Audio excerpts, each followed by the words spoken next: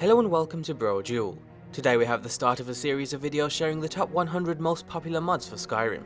It's been over 5 years since we got our hands on the original game, and since then over 50,000 mods have been released, gathering well over 1 billion downloads.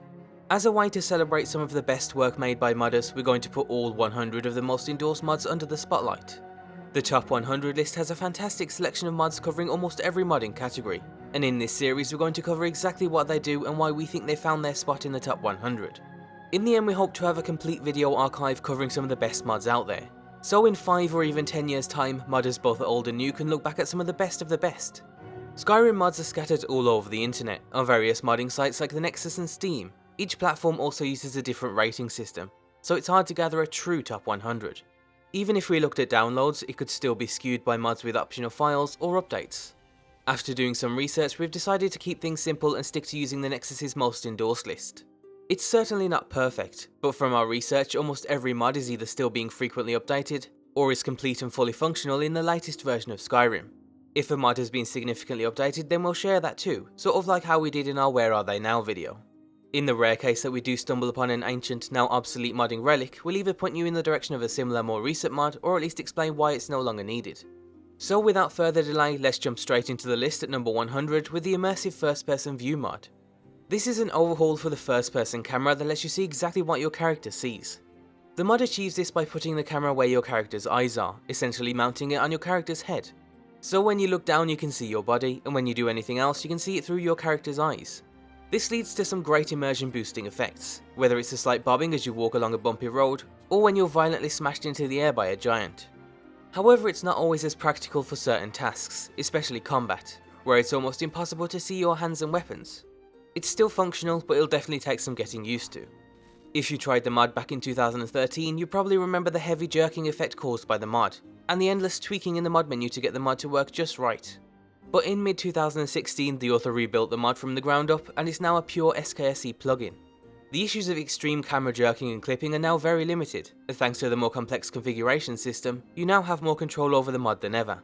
The mod settings are now controlled through a text file, and you no longer have to rely on minor tweaking to get it in working order. This is thanks to a new profiling system that lets you control the camera depending on certain conditions.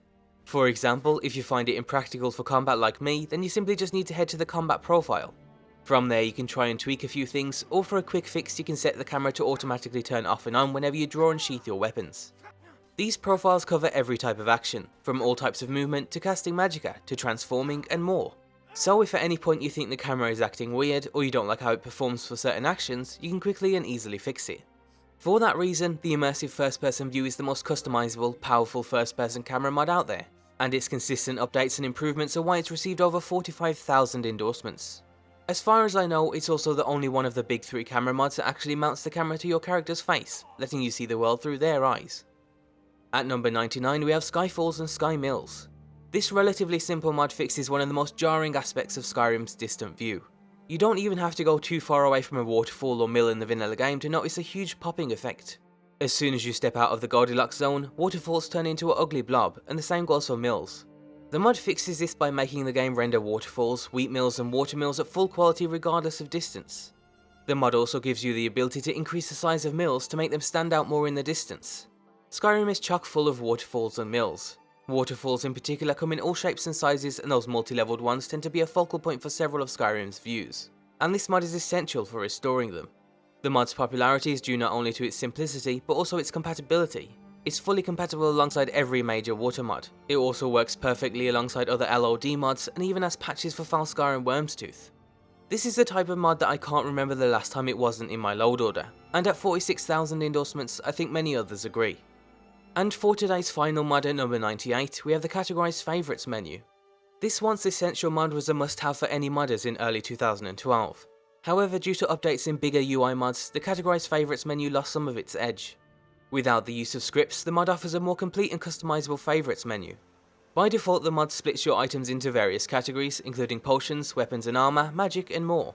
It's also extremely useful if you're playing a more defined playstyle, since you can customise the categories for very specific things. For example, if you are playing a mage, then you can set it up to cover all of the magical trees. The mod recently saw a resurgence of users thanks to the Special Edition, where those more complex UI mods are still waiting on the upcoming Skyrim script extender. You can of course also use it in the original Skyrim, but if you already have SkyUI or another more complete UI mod, then it's probably not necessary, since they offer similar features anyway. And that marks the end of today's video. In the next episode we'll see one of the biggest and most iconic modded quests for Skyrim, as well as a couple of essential mods. As always, if you're interested in any of the mods shown, then you can find links for them down below. Be sure to leave endorsements on any mod you enjoy, be sure to check out g2a.com, and thanks for watching.